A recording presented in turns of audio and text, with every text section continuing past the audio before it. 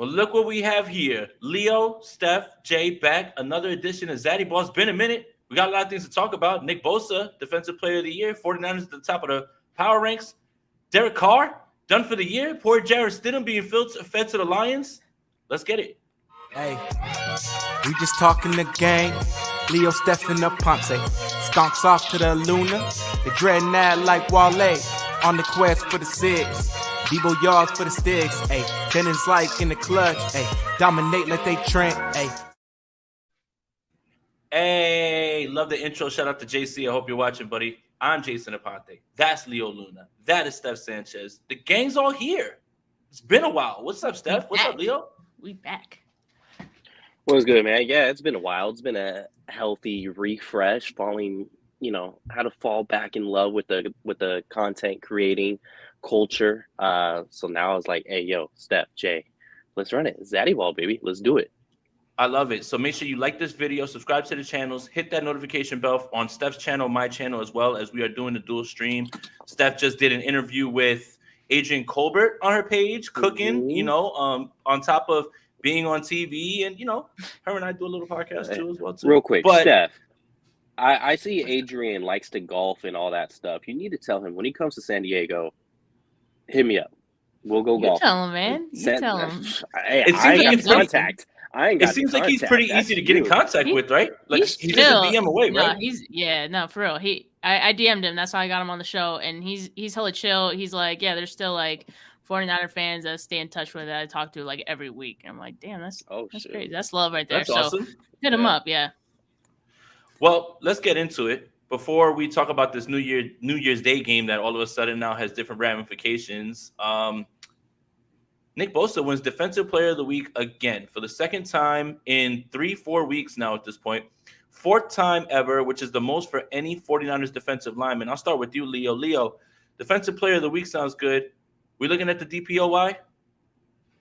Oh, he has to be. I don't know how you can look at that award and not just pencil in Nick Bosa. He just destroys offensive game plans for the opposing teams. He's no one you could really say take out of a game.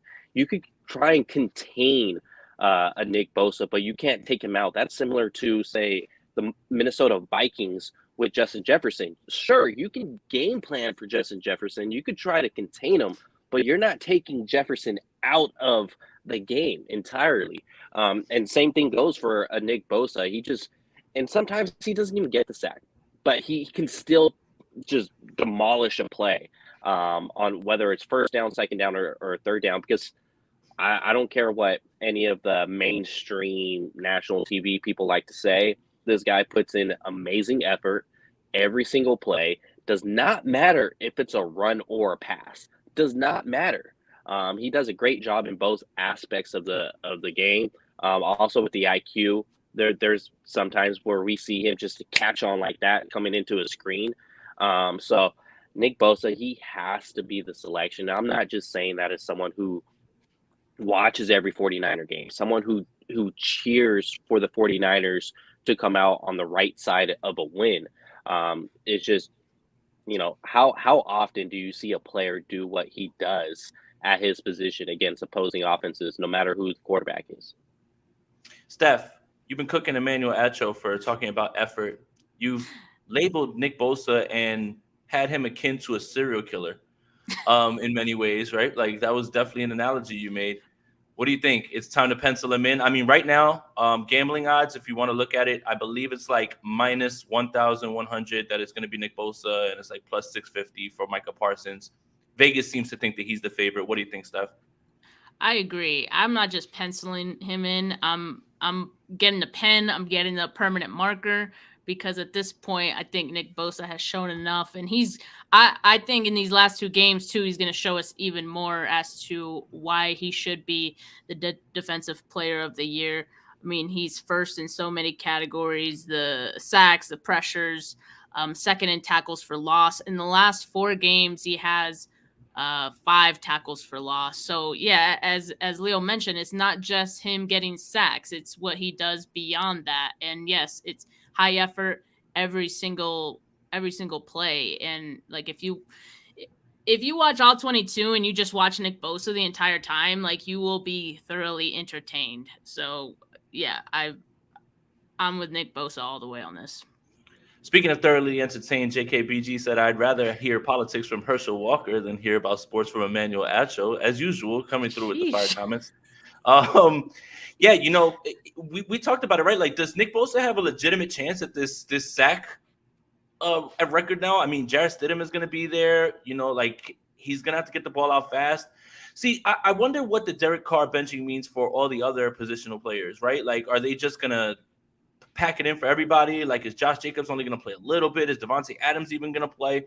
So I think that, with a good 2-3 sack game, it puts him in position to at least see what he can do in the last week with Colt McCoy, it sounds like, who actually cleared concussion protocol. So it won't be Trace McSorley unless Colt McCoy gets injured again. But yeah, Nick Bosa, defensive player of the week. Another thing that came out this week, the 49ers are number one in 2 power rankings, NFL.com and Pro Football Talk. Now, the Pro Football Talk one is a little bit more surprising because I think we've run with the narrative that Mike Florio hates the 49ers, right? Like, it almost feels like if he wrote that, he was gritting his teeth through it.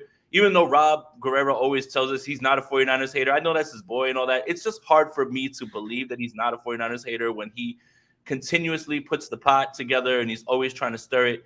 Steph, I'll start with you. The 49ers are on top of 2 power rankings, including one of a 49ers hater.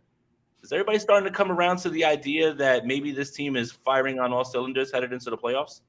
I mean, you have to, right? They've won 8 in a row. It's looking like these last 2 games are going to be wins as well. So they're the hottest team in the NFL right now. So that's usually how it goes. If you're the hottest team, you're going to be first in the rankings. So I think it's just people realizing that this team is dangerous and they're going into the playoffs with a full head of steam. I mean, and it's not just the defense at this point anymore. It used to be the defense carrying this team. Now we're seeing the offense get going, and in the last in this 8-win streak, 5 of those games they've scored over 30 points. So yeah, I think people are starting to notice what's going on here, and no one wants that smoke with the 49ers right now. Leo, top of the power rankings for the 49ers. Yeah, for me, it's like, it feels good as a fan, right? Like, seeing your team number one. But I try to keep some type of level-headed there because it's all subjective.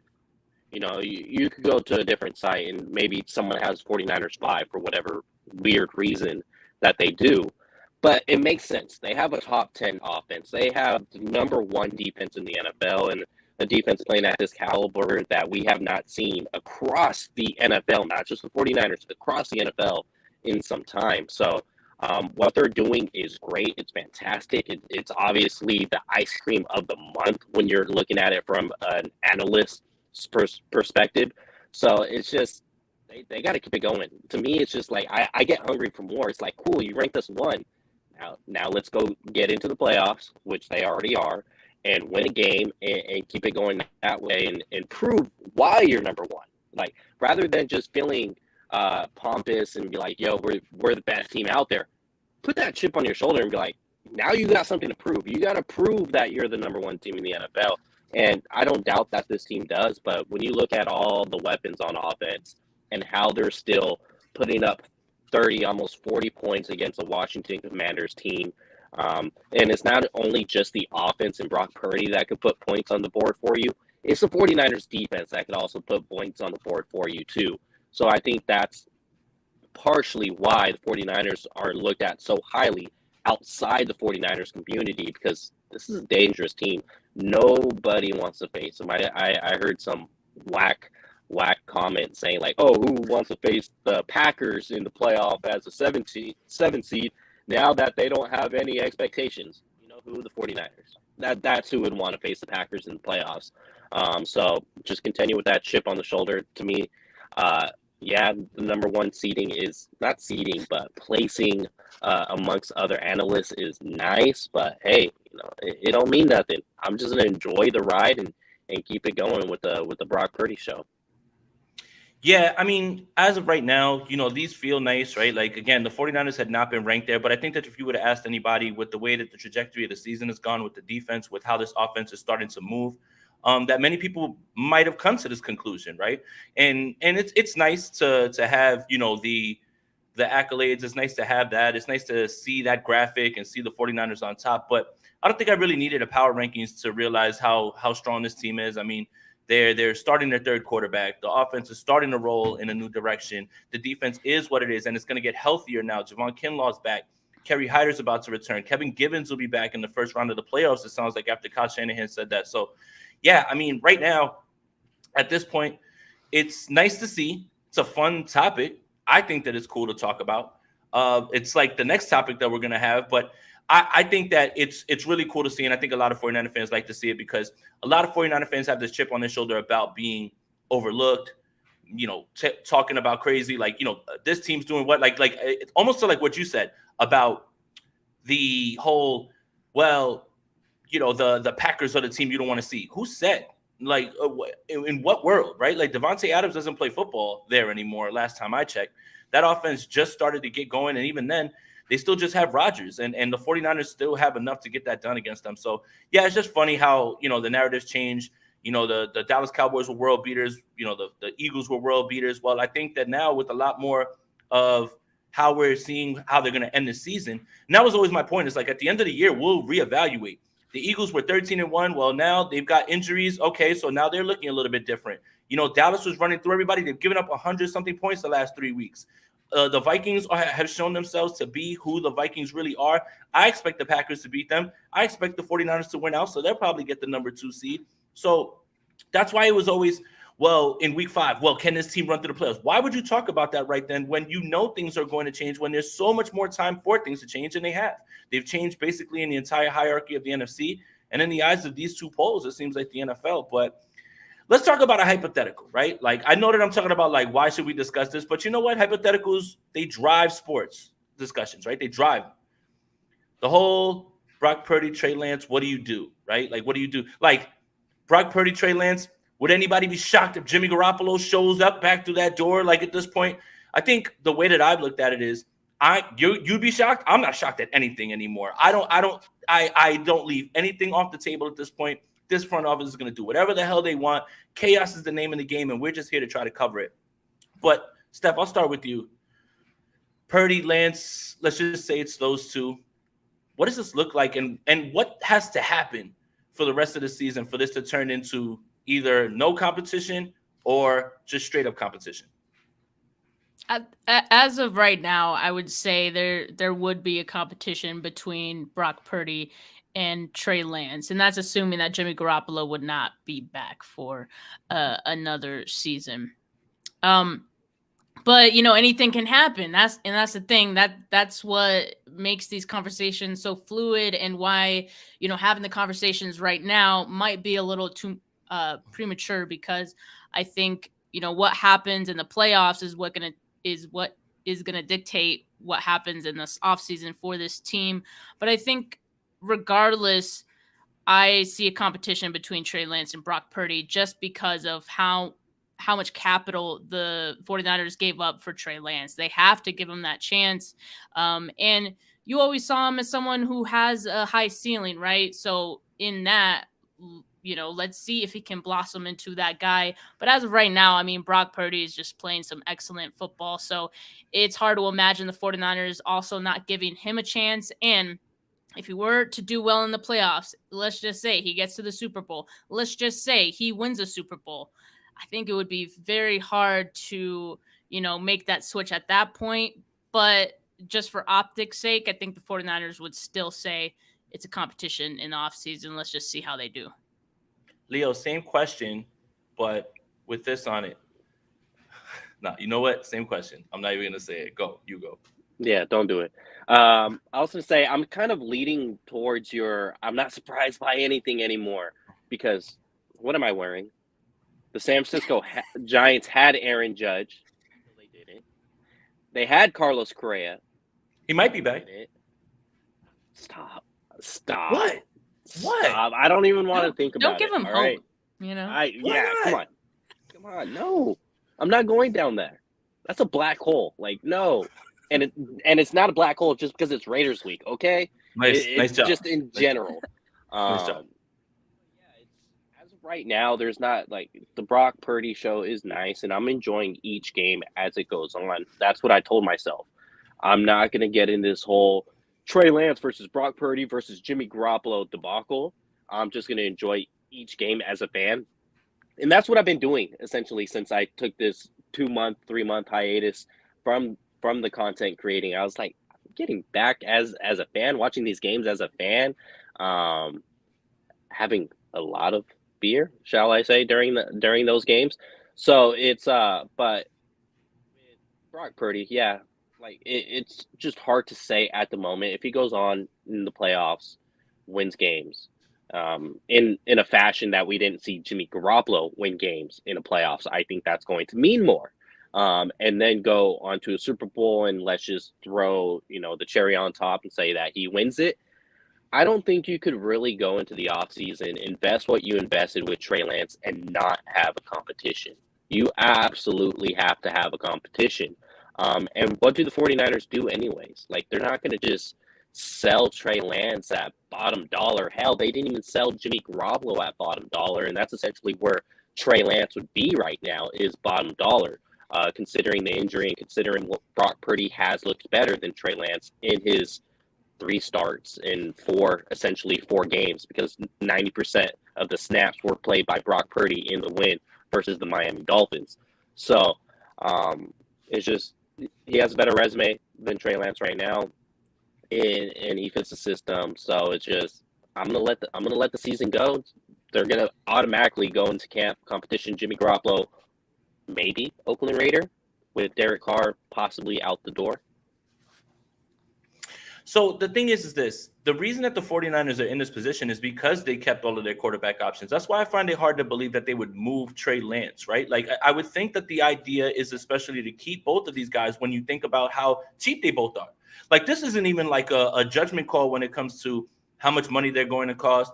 I think you should go into camp fluid, right? Figuring things out. I think a lot of how this season ends and how Brock Purdy plays will dictate who has the leg up, who looks like the guy, right? So as of right now, the 49ers, we had said all offseason, this is the deepest roster in the league. They have studs everywhere. Well, how did we not, we missed the part where the quarterback room ends up being the deepest, and that's why we are where we are.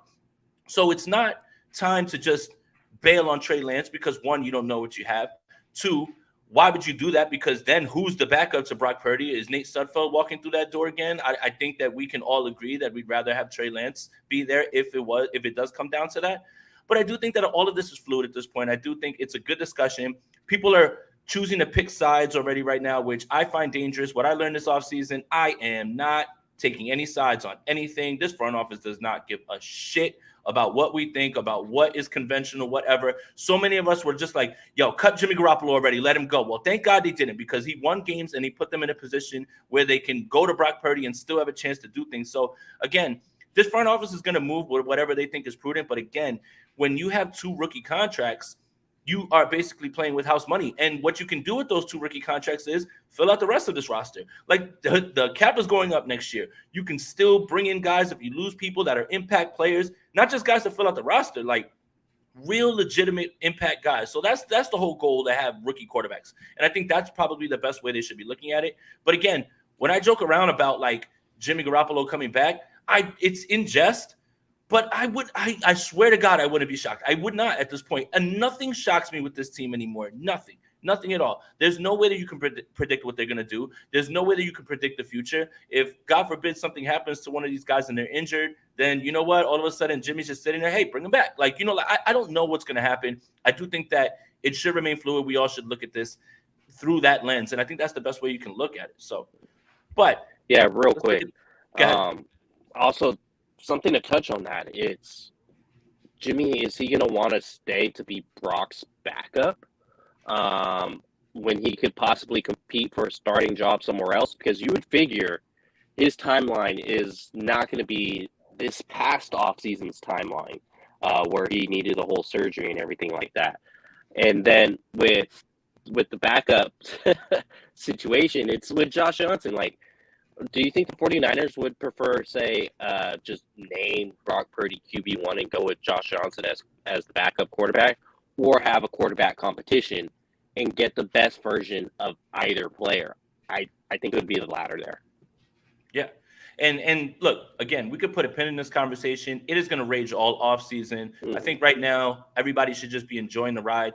No need to get into long-winded arguments on Twitter, even though don't listen to me. That's just going to happen regardless, and that's what's been happening. Like I don't know how one of my tweets got caught in the crossfire of it, and it's just like bing, bing, bing, bing, bing, and it's like, bro, this has been going on for like 3 days. Can you guys just stop at this point?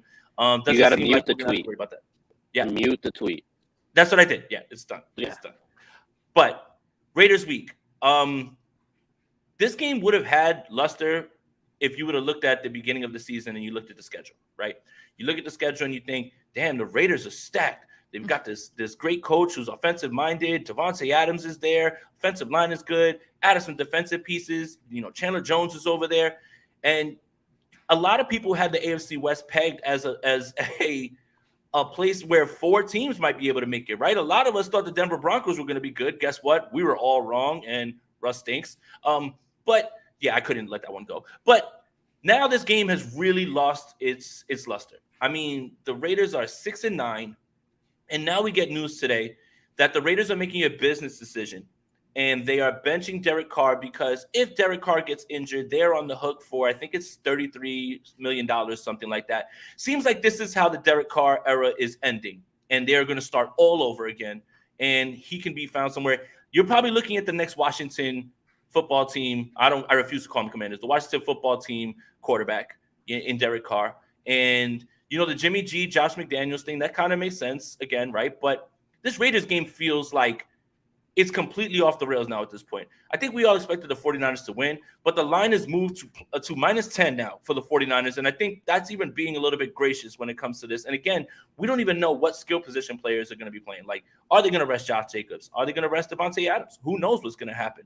So I'll start with Steph. Steph, is this game a damn snooze fest? Can I watch this game half asleep and then just get up and be like, yeah, the Niners won in the post game, whatever. Yeah, whatever. Is that what we're looking at? No, because I love watching my team stomp other teams. I don't know about you, but yeah, I'm gonna enjoy every second of this game. I mean, it'll just be a great game for Brock Purdy to get some target practice going, like any reps going into the playoffs, even if it's in a less competitive game, I think is good for him and continuing to build that chemistry, with his receivers, running backs and all that.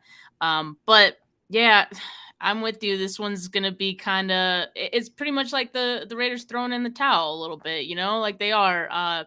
Chandler Jones is going to be out. Denzel Perryman, their leading tackler, is going to be out. So even on their defense, who, even with those guys wasn't exactly top tier, they're average or below average, I would say this was already going to be all 49ers. So with them throwing in the towel, I think, yeah, it could be over by halftime. But that's great for this team, right? Because that gives them the opportunity to rest guys potentially in the second half as well.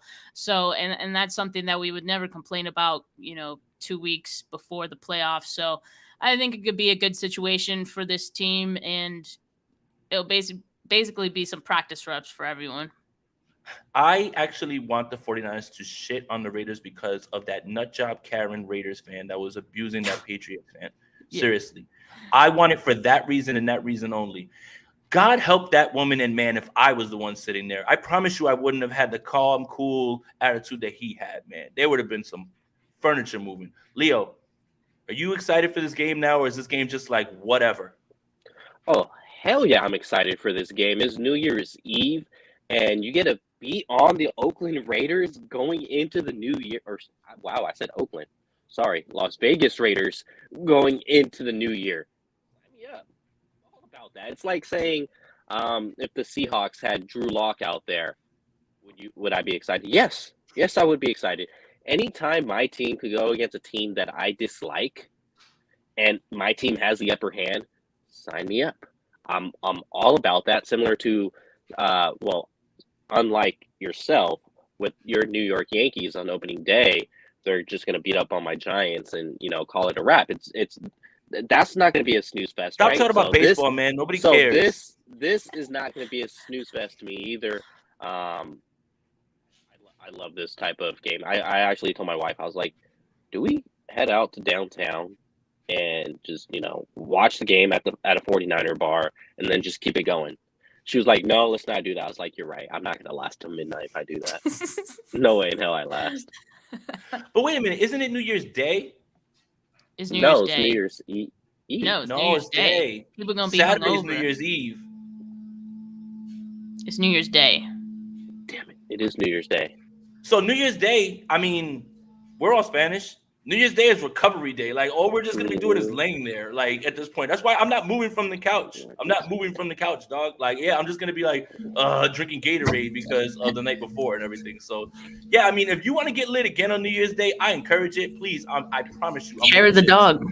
Yeah, yeah. Lord, I mean, you might need the drink to get yourself back on there. Like, I remember Mobile that one year. We had to get up and go to the stadium. We were like, bro, I think we gotta like pound a beer real quick just so we can like get moving. So yeah, I mean, I encourage the shits. Micheladas all day long on Sunday. That's there you go. That's what it's gonna be. Hey, we got 120 people in here. Make sure you guys like this video, subscribe to both channels, hit that notification bell for when we go live. We'll be doing this a lot more often now. A lot of people were asking, I think, in the beginning. I'm going to leave it to one of you guys. Someone has to explain what Zaddy Ball is. Okay, I'll go ahead and explain it. So Jay and I were all, planning, to do a stream together on a regular routine basis, and I had no idea what to name a show that we're going to do on a routine basis. Didn't want to, everyone has their own show already. At the time, Jay, I think I was with Hobby on Niners Nation. You had your podcast with Andrew, and then the 49K pod. So it's like, okay, I got to think of something new to name a weekly show. So Jason and I are dads, and we're not your typical kind of monarchs wearing dads.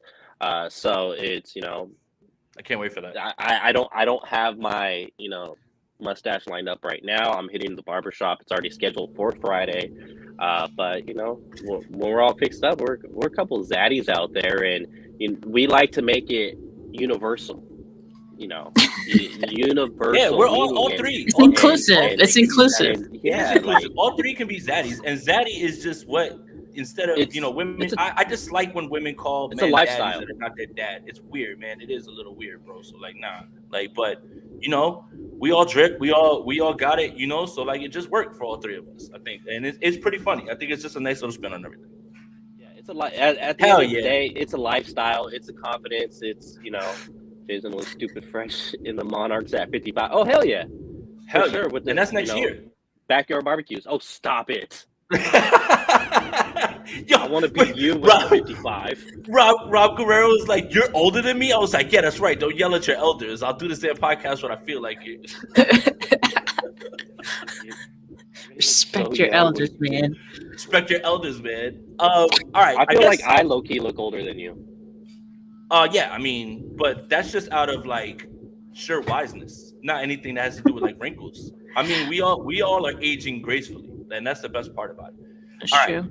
I've got about 20 minutes left, right before State of the Franchise starts with Brad. We'll take some questions. You guys have any sort of questions, anything like that, make sure you drop them in the chat. Make sure you like this video, subscribe to the channels. Follow us all on Twitter, Jason Aponte 2103, Steph 49K, Leo Luna 93, and on Instagram as well too. That's where you really want to follow Leo, right? But let's get to some questions if you guys have any. Anything that you guys want to talk about, we'll take for a little while. But I'm so happy we're doing this again. We had a lot of fun. I think the last time we did this was when? Like, we haven't even done it this year. No, What? it was camp. I think it was camp Risers and Fallers. I think that was the last one we did. Oh. Risers and Fallers. Well, that is this season, but right? Regular. It was like in the beginning of the It was like in the beginning of the season. I think it was like Vikings week was the last, like in the preseason. I think that's where we left off. Right. Because we were talking about potential matchups. So it was before, because we were talking about potential matchups that we wanted to see. Right. Oh, that's right. That is right. That's the last time we did it. Wow. So that was when Steph was out there. Wow. Unbelievable, man. Wow. Crazy. Yeah. No questions? Nothing? I don't know. I mean, is there anything more to talk about, like here with the 49ers? I mean, the defensive line, I feel like is. Oh, here we go. I got something. There was a troubling stat that was tweeted out today, or in an article that I think KP wrote. PFF has credited Talanoa Hufanga with 5 touchdowns in the last few games. Um, that's not good. And for a guy who made the Pro Bowl and everything, him and Tashawn Gibson have been graded the 88th and 89th highest safeties. That's not good. That's a good question. Leo, are you concerned about the secondary and the big plays that they've been giving up, even though this defense has been generally lights out? For sure I am, because when you look at, say, potential big-time matchups for this 49ers defense, there's one that comes to mind in the NFC, and just one. That would be the Philadelphia Eagles. Every team struggles against a running quarterback. So, like, the whole 49ers struggle against running quarterbacks. Shut up. Every team does. There's a reason why they're coveted the way they are. And that's in Jalen Hurts. But Jalen Hurts is starting to do stuff downfield now that I did not think he was able to do when he was at Alabama. So that concerns me, because when you look at the offenses that they struggled with, it's Marcus Mariota who could run, and then Patrick Mahomes who can throw. Jalen Hurts is not those two guys combined, but he could do both at a high level, at least this season. So that definitely does concern me. And then obviously, if you were to look at Super Bowl matchups, Patrick Mahomes ate up this defense. Yes, injuries were involved, but they still had high-level players in key positions, which is Fred Warner, Drake Greenlaw, everybody talks about as a Pro Bowl stud. Nick Bosa came back and played in that game. They had Charvarius Ward before I believe he left with injury. Talanoa Hufanga was in that game, who made the Pro Bowl. So it's like they still had high-level players in key positions. It's not like I'm talking about, oh, well, the nose tackle didn't play. It's like, oh, okay. No, I'm edge rusher, middle linebacker, Pro Bowl safety, high-level corner, all played. And it was a struggle in that game. It was mostly so put up in the second half. But, football's 4 quarters, so I don't care which half it was. So that definitely does concern me. If you struggled against Patrick Mahomes, and I'm talking about a potential matchup with Jalen Hurts, another potential matchup that would concern me would be Josh Allen, if they were to see the Buffalo Bills in a potential Super Bowl matchup. Now, I do not want to get too far ahead of myself, but if we're talking strictly on the level concernings, those are 3 matchups that would concern me for sure, based off the offenses that they struggled against. And I think it was... Oh, my bad. Got No, I was going to say, I think it was Atlanta. People could notate injuries in that one too, but like I said, you still had good, solid players available in that game that played on that day. Steph, Lenore has been solid. Gibson's been very good at tackling. Hufanga's a Pro Bowler. He's been doing some amazing things, taking the football away. But Mooney Ward leaves, and they immediately go to the air. This has got to be at least the one place. It's not a weakness, but if you are going to attack this 49ers defense, you're not going to allow the defensive line to beat you, and you don't want to attack these linebackers. It's got to be the secondary, right? Yeah, I mean, it's a combination of a couple things why we're seeing what we're seeing, right? One of them being teams cannot run on this team.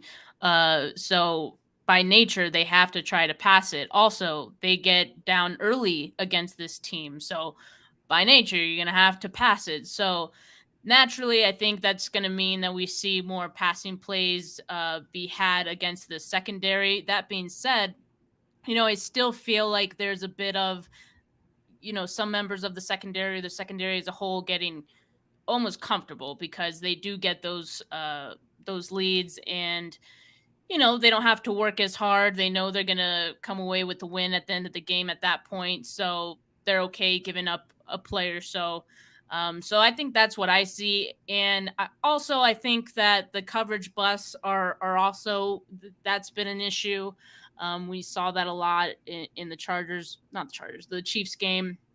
But I think we saw it in the Chargers game too, right? That first, or the Dolphins too, the first play. So anytime that opposing teams have gotten big plays against the 49ers, it's been on a coverage bust. And so when you're going to play really talented teams, they're going to try to bait you into making those mistakes. And so when we get to the playoffs, that's going to be expected, I think. And that's something I think I can't imagine that D'Amico Ryans hasn't thought about this, hasn't seen this, and isn't trying to make adjustments on this. So it's a small concern at the moment, but it's something to keep an eye on for sure. And I think it'll improve come playoff time. They're going to need it to.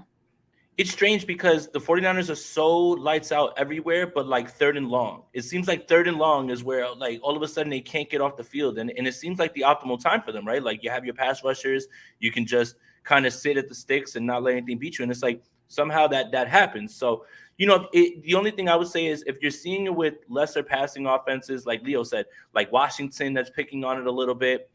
The Chargers picked on it in that first series. The Chiefs, all those touchdowns at the end of that game were coverage busts, and then Miko Hardman on jet sweeps.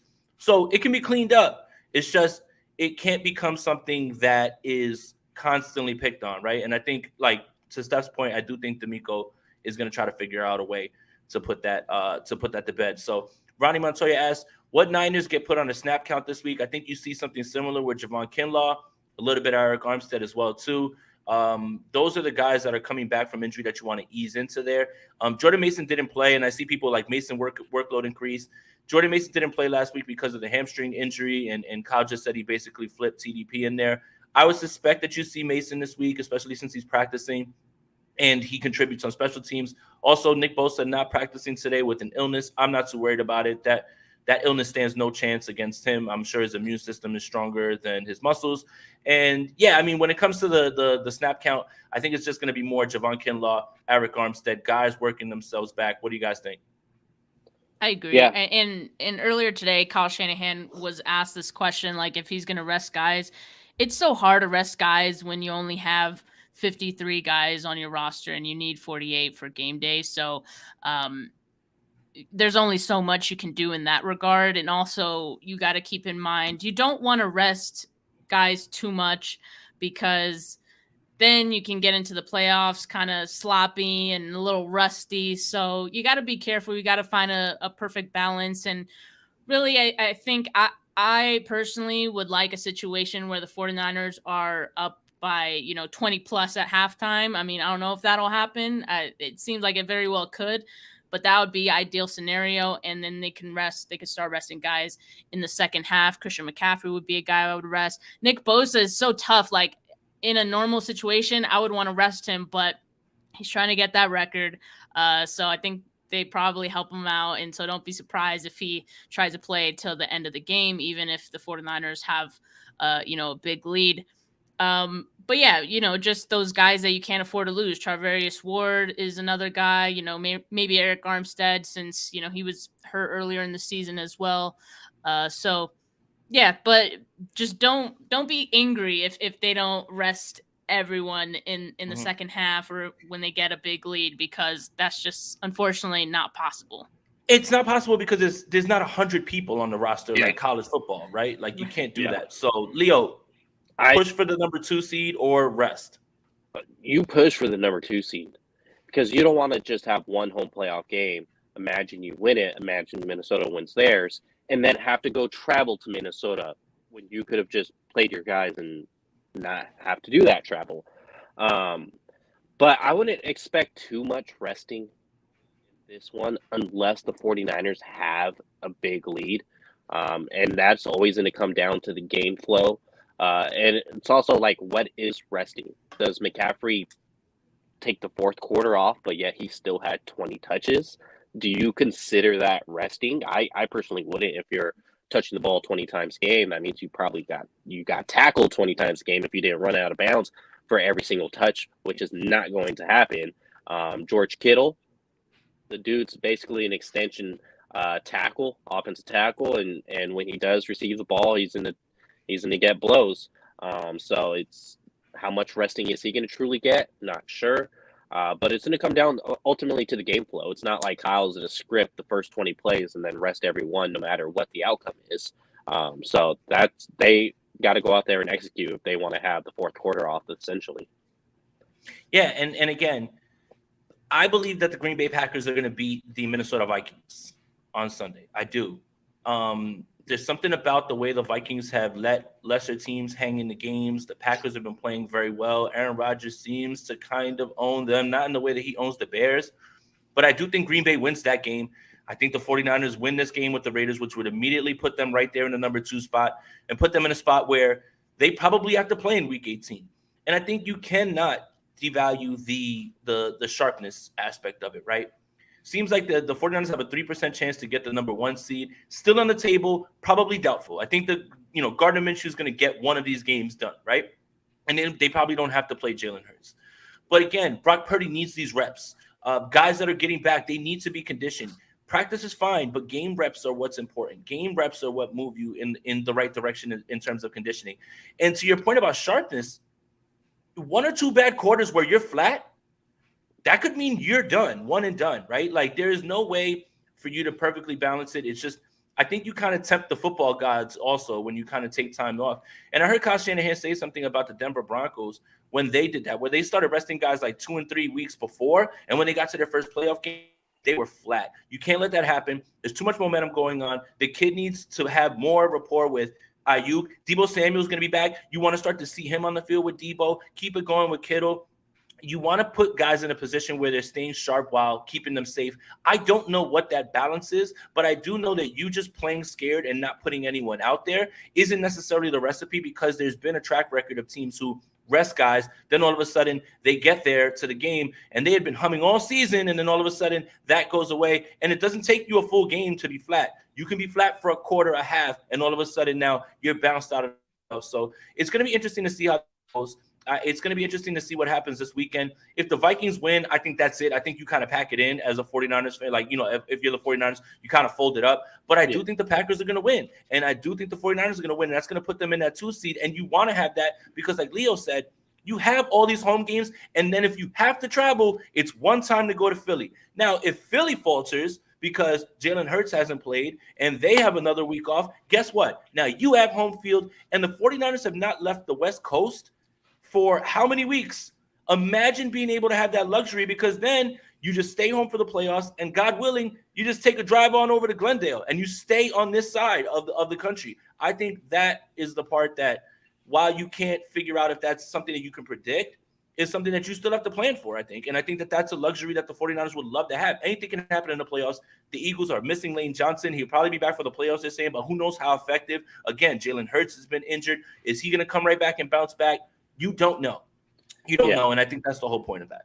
And you still do have a lot of young guys that are on their first contract. Brock Purdy, obviously, in his first year. You're going to want Spencer Burford to get as much action as possible. You're going to want Aaron Banks to get as much action as possible. Same thing with Brendel. You want to keep him fresh. You don't want to, let him falter at all. Maybe you can't rest your tackles, essentially, because then you're hurting Brock Purdy's progression as an NFL quarterback. Brandon Ayuk, he's another young guy still on his first year contract, and also that hurts Brock Purdy's progression if you take out a guy like Brandon Ayuk, unless it's one of those like final drive type of things, and Brock Purdy's going to hand it off 5 out of 6 plays. So it's, when you look at it, it's like offensively, who could you really rest? Maybe Kittle, definitely McCaffrey. Defensively, who could you really rest? Fred Warner, probably.